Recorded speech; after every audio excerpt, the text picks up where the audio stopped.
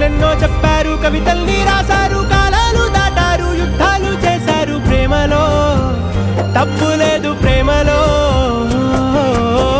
వేల వేల వెన్నెలంత మీద వాలి వెలుగునంత మోయమంటే నేను ఎంత రే.